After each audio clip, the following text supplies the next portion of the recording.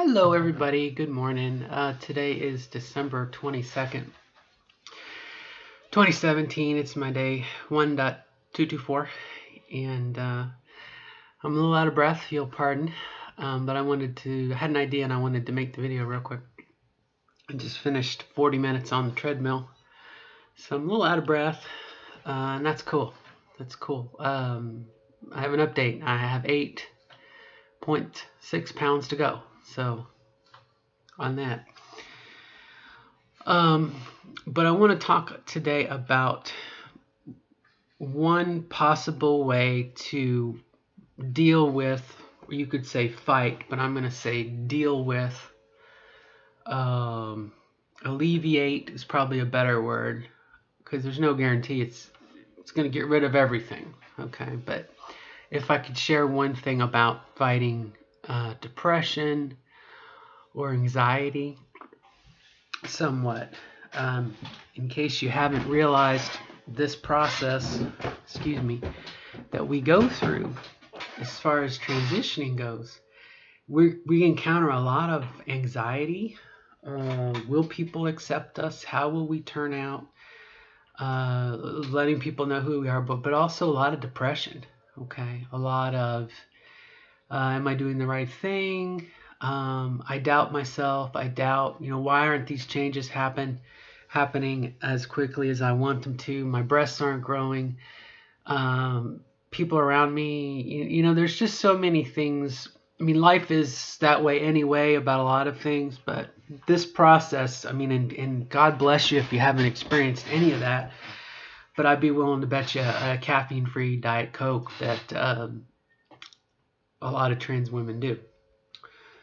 I think there's a common thread also among some trans women. I don't want to say most, but I almost will say most, a good percentage, that engaged in some kind of activity before they transitioned. You could call it a hobby or an interest or something, and sometimes it can be something that's used as a distraction.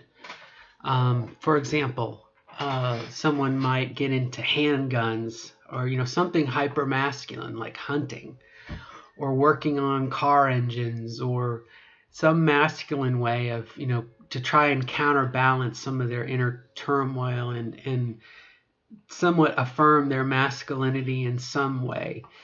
And so not necessarily a hobby like that, but it can be a diversion, okay, an obsession. You get into skiing or motorcycles or, again, something kind of hyper masculine or a hobby or whatnot.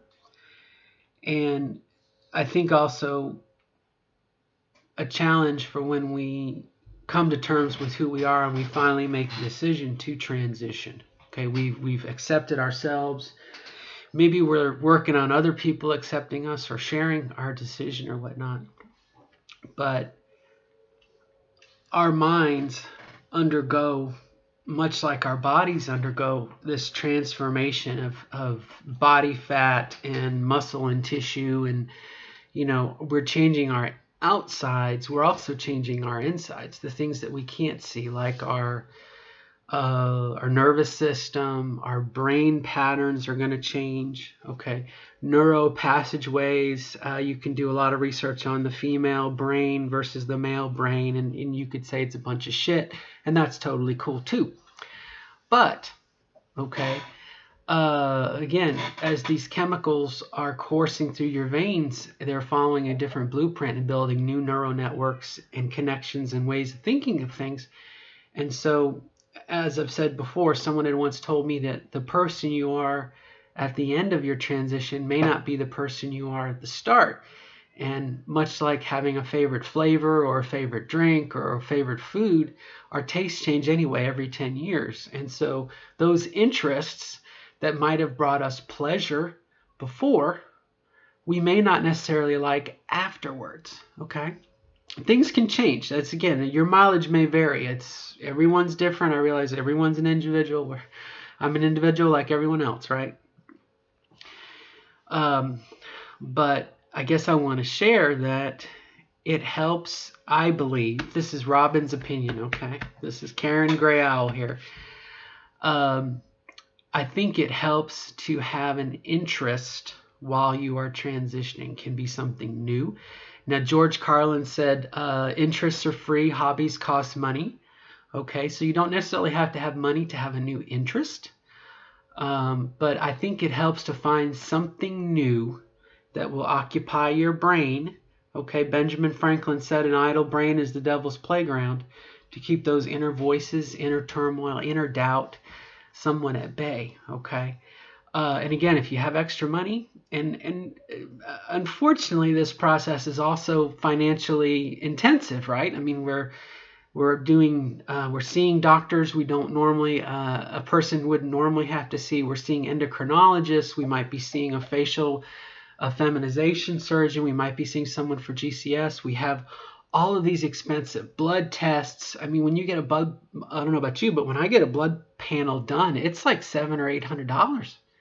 Luckily I have insurance, but again, it's a very expensive process, and I wouldn't be the first to tell you that, or for you to experience that, women's clothes are more expensive, and so it's like there's a huge, especially at the start, if you haven't purged your clothes previously, you got a lot to do to catch up on, in addition to all of these changes and blah, chaos that happens. Okay, so I would encourage you, I would invite you to get a new interest. Okay, hobbies are wonderful. Hobbies cost money. Interests are free. Maybe do some history. Find out the history of your town. Find out the history of your state. Look for, go to the library and do some research. Try and figure out what Native Americans were in your area. Was there ever a famous battle fought? Do you have an interest in things like submarines or spaceships? Do research. Go to your library. Get your noodle. Get your brain thinking about something else. Okay, and if you have the money, somewhat, sign up to take a foreign language. Okay. I got on Amazon, for $30, this whole kit about learning German. Okay. Coming from Florida, I had to learn Spanish, and I took 4 years of Spanish, and I've forgotten it all. So I'm like, you know what? I'm going to do something totally different. Although you could say romantic languages are all the same, Italian, French, whatever. But for $30, this came with 3 books, beginner, intermediate, and advanced. It also came with 9 audio CDs, so you can actually hear pronunciation and examples and whatnot. And so again, it really has helped me, especially if you go back and you watch my videos back around March, April, May of last year. I was a bitch because I had to lose so much weight. And so again, I had this extra, in addition to the uncertainty and chaoticness and, inner turmoil, I had to lose so much weight. Unfairly, I might add. But we won't go into that right now. We won't criticize the medical profession, because they're all saints and wonderful, and God bless them for the knowledge that they have, and of course they're going to use to help us get where we want to be if surgery is in your future. For a little extra money, I actually found, and I can't really see because of the TV, I found this is a college textbook, Wie geht's? And it's about 10 years old, okay? A new textbook, this is the 8th edition, a new textbook. If you were to take German now in college, you would need the 10th edition. And it's around, college textbook, $200. Well, that's a little out of my price range. However, go back a couple years, this was only like $25. And it came with a CD, how to speak German. Let me reach down here. Hold on. Sorry, bear with. I also found used books. I found the language book for it with all the exercises. And I also found the audio CDs that you would use if you were a college student, all for well under $60. And so that has really helped me to keep my mind occupied, and that has really helped. And in the last 24 hours, I've had a bit of resurgence because I'm at the point now where I can start to get back into money, hobbies that might cost a little bit of money. Because again, interests are free, hobbies cost money. And something that I had gotten into that I had a very big passion for before I transitioned was radio controlled vehicles, radio controlled trucks, radio controlled helicopters, and radio controlled airplanes. And yesterday I found, going through as I was exercising, and I was walking on the treadmill in the basement, and I said, whatever happened to all my stuff? I had forgotten what I did with it. When my divorce was getting a little tight and a little, I reached a point where I had to make a decision.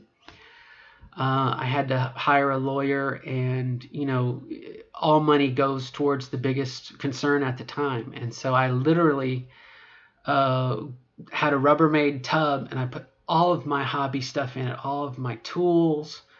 I put my radio, my transmitter here. I put all of my stuff in storage, basically in the basement, and I got it out of my sight. Well, I forgot about it. Okay, imagine that. Getting old is hell. But I had forgotten about it, and I said, you know what?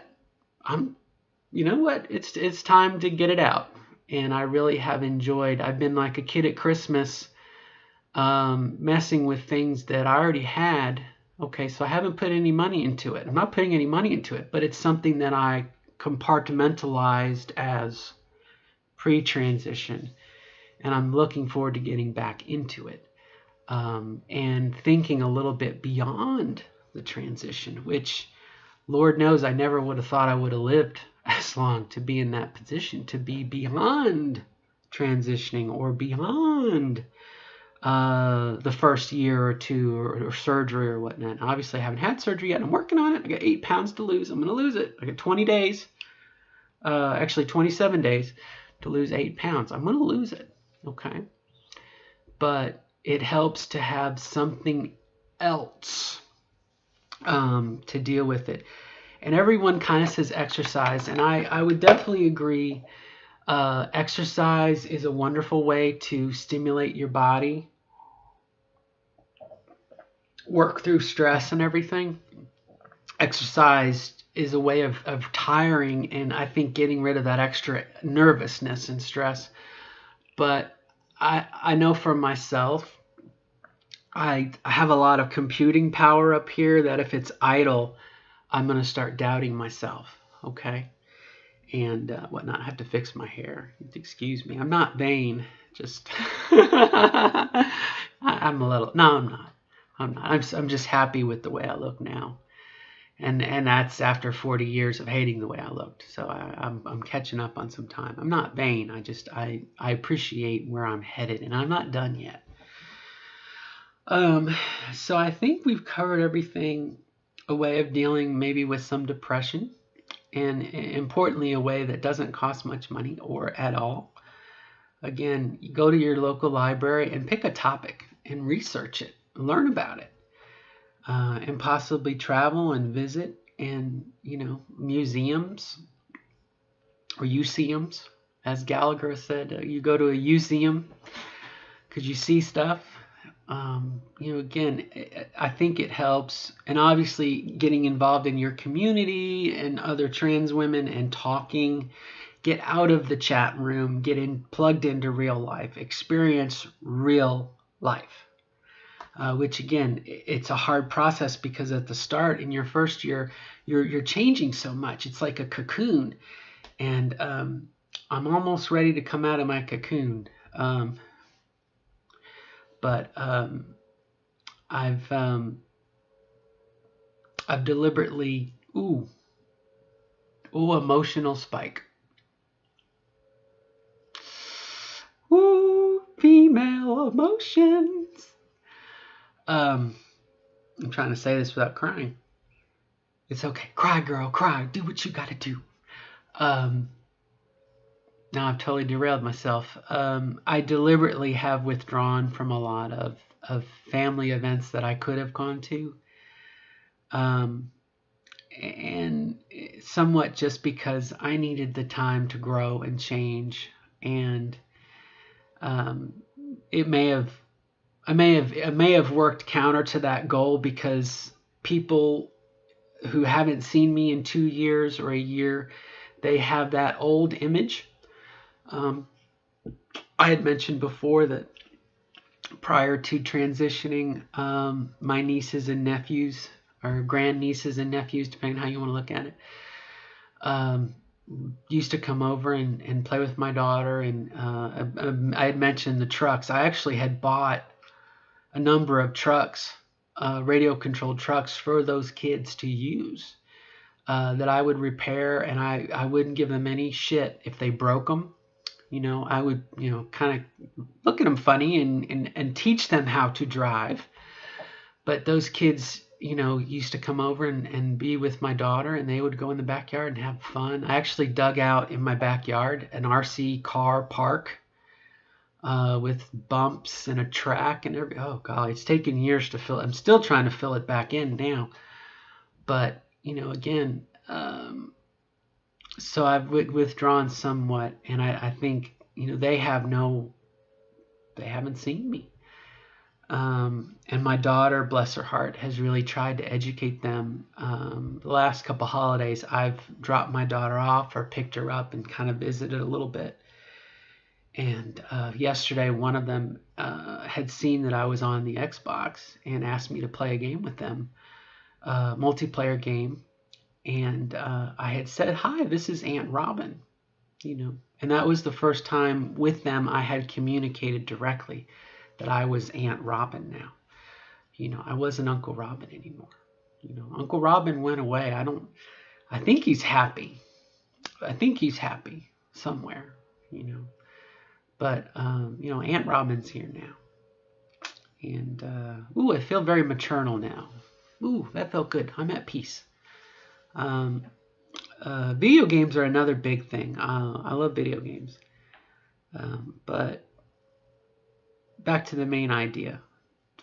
A way of perhaps alleviating some of the depression or anxiety. And again, back to that idea of being in a cocoon.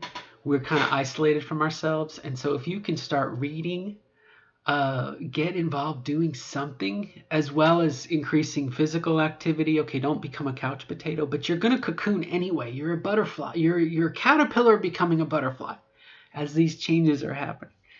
So I would say, as important it is to get out and interact with people, at the same time, give yourself that cocoon time. And if your mind is troubled, you can, remember those interests, learn things, everybody loves Game of Thrones. Most people, read the books.